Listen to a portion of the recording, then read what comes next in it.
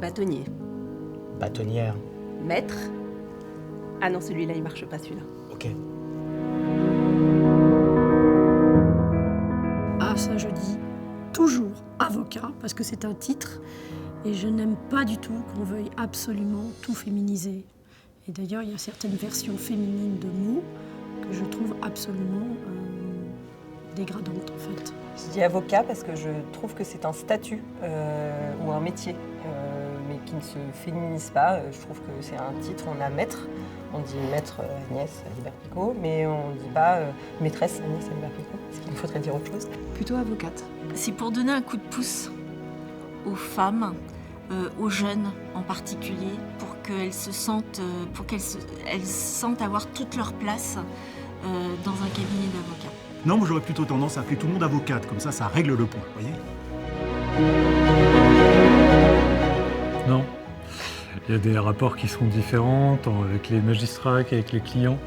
En termes d'équilibre, je dirais non. Je pense qu'il y a un vrai déséquilibre. Alors probablement générationnel. Je suis d'une génération, j'ai passé 60 ans, d'une génération où il y avait quand même un vrai déséquilibre entre le rapport professionnel et la vie familiale, avec plutôt pour les femmes avocates et collaboratrices une double journée, ce que nous, les mecs, n'avons pas du tout dans ma génération connue.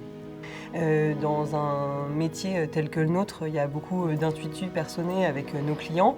Et du coup, Sébastien disait que parfois on le choisit comme homme parce qu'on veut être défendu par un homme. Et à l'inverse, moi dans mon métier où je fais souvent du droit de la famille, j'ai beaucoup d'hommes qui viennent me voir parce qu'ils veulent avoir une femme qui les défend dans le cadre de leur séparation avec leur conjoint pour parler des problématiques de leurs enfants par exemple.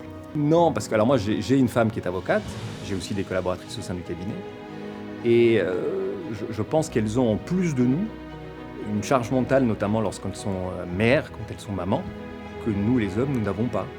Et ça peut faire une différence au niveau professionnel. Oui, je pense. En tout cas, moi, je m'attache à avoir les mêmes exigences et la même disponibilité que les autres avocats. Après, voilà, moi, je suis maman de 4 enfants, donc j'ai eu, en tout cas, par le passé, plusieurs choses à conduire et à mener en même temps, donc peut-être un petit peu plus compliqué. Il y a quand même de plus en plus de femmes. Nous, on a été un peu les pionnières, mais à demander, par exemple, des 4/5e, ce qui était, moi, à mon époque, relativement rare. Je pense qu'aujourd'hui, avec la mise en place en plus de travail à la maison, etc., je pense que le rythme est peut-être un peu plus aisé. En tant que femme, on a quand même beaucoup d'efforts dans les cabinets sur l'adaptation du rythme vie perso, vie pro, sur les responsabilités qu'on peut prendre, sur les perspectives d'évolution. Je pense qu'aujourd'hui, la profession, c'est à peu près 65% de femmes. Dans notre cabinet, c'est à peu près la représentation qu'on retrouve. Et je ne vois pas de différence dans les carrières des collaborateurs et des collaboratrices. Les jeunes générations arrivent plus à dire non et à pouvoir un peu mieux concilier leur vie professionnelle et leur vie personnelle, même si les papas aussi, les jeunes papas, ont la possibilité de pouvoir s'occuper de leurs enfants et ont envie de s'occuper de leurs enfants. Donc c'est vraiment la jeune génération qui est en train de bousculer un petit peu les codes et d'améliorer et de concilier un peu mieux la vie personnelle et la vie professionnelle. Droit des femmes, non. Droit d'une femme, oui. Je suis d'une éducation familiale très matriarcale, avec une mère dont une de ses amies était Benoît Groult, donc pour les moins de 50 ans, ça ne va rien dire du tout. Pour les plus de 50 ans, c'est quand même une référence dans le féminisme. Donc j'ai toujours intégré, parce que dans mon contexte familial, il y avait une égalité absolue, et j'allais dire même une surreprésentation féminine et féministe. Oui, je le défends au premier chef, puisque je porte la candidature actuellement à l'association au sein de notre cabinet d'une femme précisément. Je valorise au sein de mon cabinet, au sein de mon équipe en particulier, l'évolution professionnelle, l'évolution en termes de statut des collaboratrices qui travaillent à mes côtés, qui travaillent avec moi.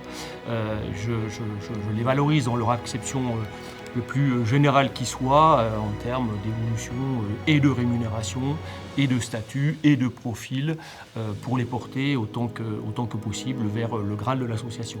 Et je suis très attaché à la défense, de près ou de loin, directement ou indirectement, d'une forme d'égalité entre les femmes et les hommes. Et pour moi, c'est un vrai sujet qui me touche particulièrement. Oh bah oui, forcément, puisque j'ai eu beaucoup de femmes qui ont eu des problèmes de couple, qui ont été violentées, qui ont subi des stress énormes. Bah, moi, je suis engagée je suis à la commission harcèlement et discrimination, donc on a des sujets qui remontent. Moi, ce sont des sujets qui me tiennent très à cœur. Alors, je ne sais pas si c'est en tant qu'avocate dans mon métier, mais en tout cas, c'est avocate au sein des institutions ordinales.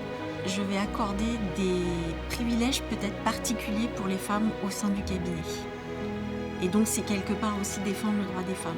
Donc partir plus tôt pour s'occuper de ses enfants, même si la collaboratrice va devoir se reconnecter, pouvoir prendre les vacances scolaires, même si ça n'arrange pas forcément travailler parce qu'il y a tel dossier qui est important à gérer.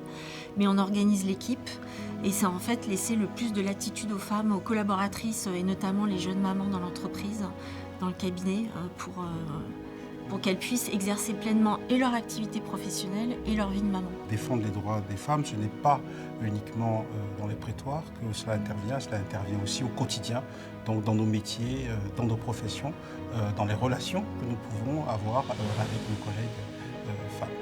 Dans la vie associative, je fais partie de la Fondation des femmes depuis un petit moment déjà et on a régulièrement l'occasion d'intervenir sur différents sujets, notamment sur la lutte contre le sexisme puisqu'on est dans un comité de pilotage de projets sur la question et on mène régulièrement des enquêtes ou des actions sur le terrain pour défendre les femmes et le sexisme dans la société.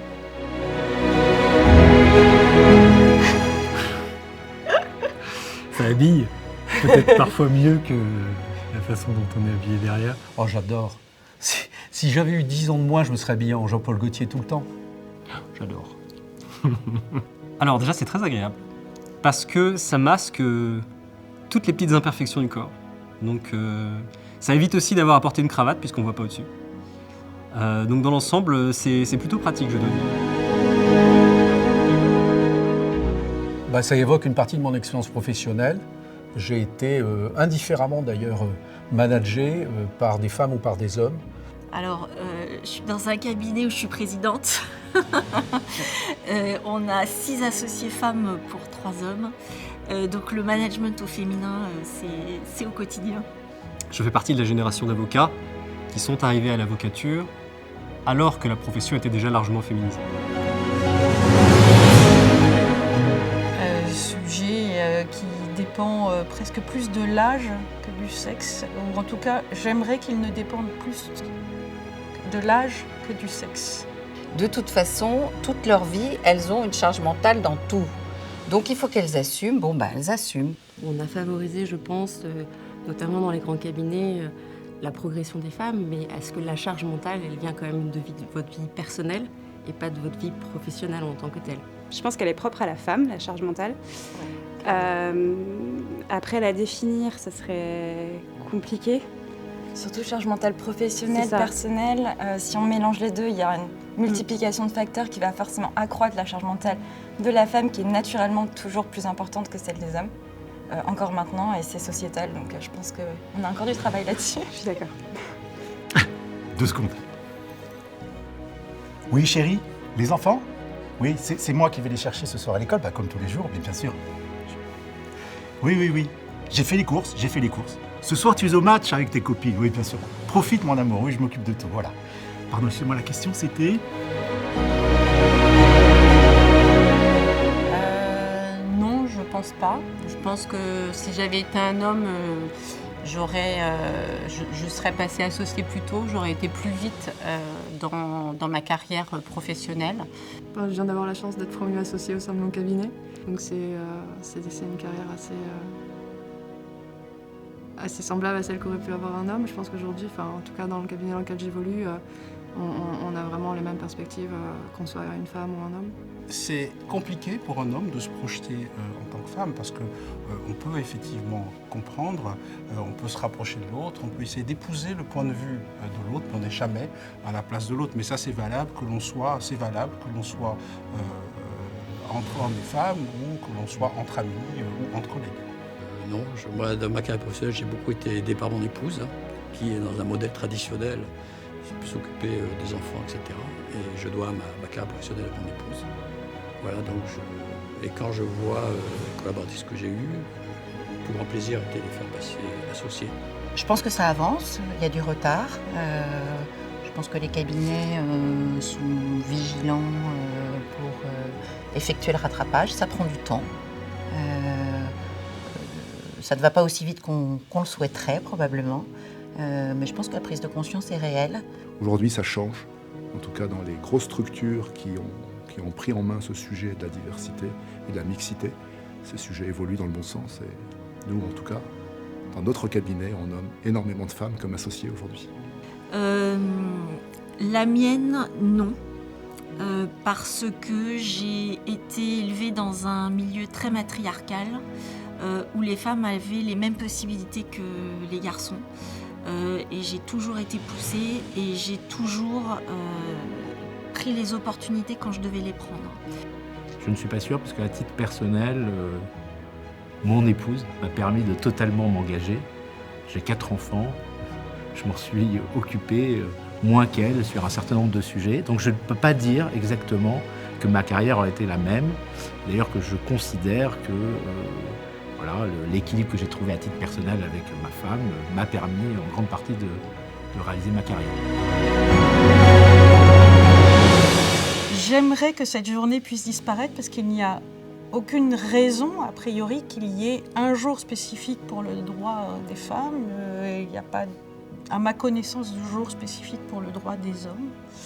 Je crains que ce ne soit pas en voie de disparition, et notamment dans le terme international qui est cité.